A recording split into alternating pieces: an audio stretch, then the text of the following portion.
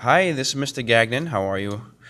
We're going to take a peek at adding vectors graphically. And the reason why we do this is to show you, to give you a physical representation of adding vectors.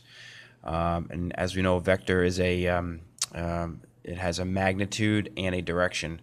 And right now, the only things that we're using in physics that have magnitude and direction so far is displacement and velocity. So let's look at a few displacements. Okay, this was number one from the work that we had. We had a 6 centimeters north vector plus a 2 centimeters at 45 degrees north of east. And then we added in also a 5 centimeters at 25 degrees north of west. Now generally I like to use a pencil for this, but I'm going to use the marker just because it's easier to see in the video. Okay, so I'm going to find a place to start this, and I'm going to start maybe somewhere in the middle towards the bottom, because I know I have to go north, and then I have to go north again, and then I have to go north again. So it looks like I'm headed north quite a bit here.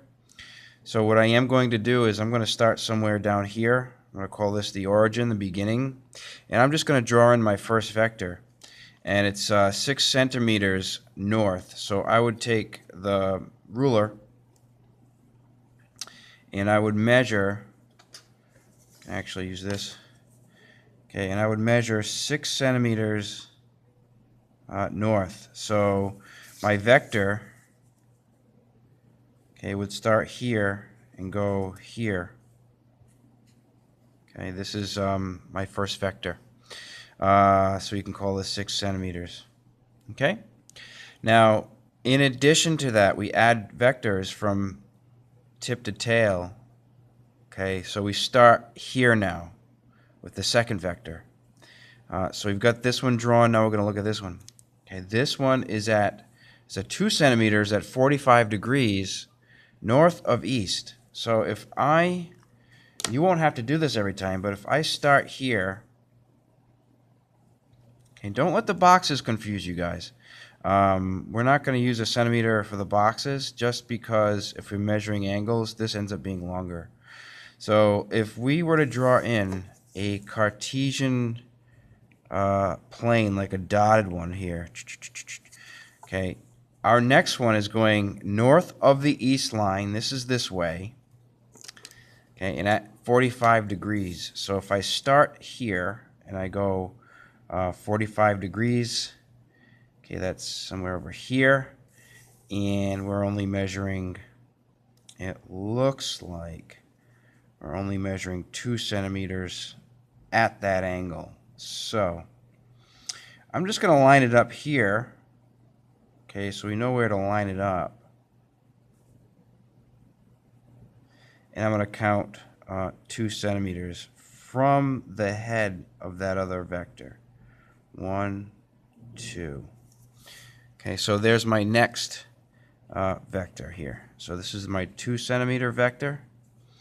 And then we're going to add in, finally, we're going to add in the third one, 5 centimeters, 25 degrees north of west. So now, okay, if I have another Cartesian plane here, I'm drawing it in pencil, so that way we can either erase it or just leave it there. We're going north of west now, 5 centimeters at 25 degrees. So we're going to take our protractor, and we're going to find out right about where 25 degrees up is. Okay, it's right in between here. Okay, and we're going to go 5 centimeters. So we're going to line that up with the head of that vector and aim it right towards this and draw in our 5 centimeter vector. So now we've got our 3 vectors added up. So this is our 5 centimeter vector. Okay? So easy to add them up. Okay, our angles are in reference to the x-axis. Okay, and we'll keep that in mind when we're doing these. Now, the answer, I'm going to use a different color here. The answer, okay, the result of this is from the beginning to the end. So if I'm looking at distances, now I'm going to get the displacement. Okay, so here we go.